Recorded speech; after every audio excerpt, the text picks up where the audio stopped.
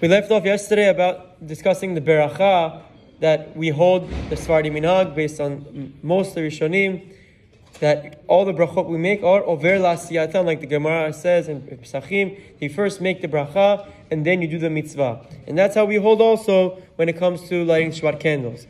Now what about, this is an interesting take of Rav Ovadia Zichron Livracha. What about an Ashkenazi woman, Ashkenaziyah, that wants to change her minhag? So we know the Ashkenazim, their minhag is to light the candles, then make the beracha, and retroactively it's like the proof the candles are lit.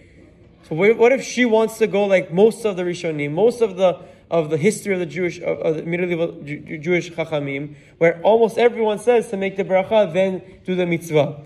So Rav Ovadia writes that an Ashkenazi woman who wants to change her minhag, she is allowed to, and she may proceed and continue making the beracha first, then lighting. Just what it's good for her to make a stipulation once a year saying, I don't accept Shabbat when I light the candles. Instead, I accept it when I decide Shabbat begins for myself, to make that stipulation. Now, Rav Ovadia even adds that, what about a Sephardi woman who marries an Ashkenazi man? So really, when a woman marries a man, she takes on all of his minhagim. All of the man's customs is what she has to take upon herself.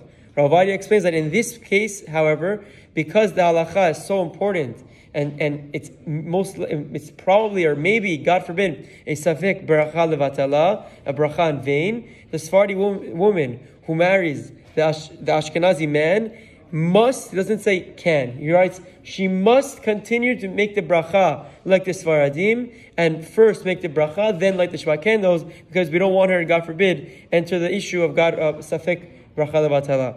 Now, Rav Ovadia explains that even on Erev Yom Tov, everyone agrees that the Ashkenazi and Sephardi, everyone agrees that by Erev Yom Tov they should make the beracha, then light, because even if you want to say that you accept Shabbat when you make the bracha of Shabbat candles, by Yom Tov there's no issue, because you're allowed to use flame for benefit. You're allowed to, Ochal Nefesh is permitted, you can use the fire if need be. So that's regarding Yom Tov. Now what about a woman who forgot to make a beracha? She learned this halacha for the first time, and she's not used to it, or she's busy and she lights the candle. Oh my gosh, she didn't make the beracha. At what point is it too late for her to make the beracha? Does she have to blow out the candle and light it again?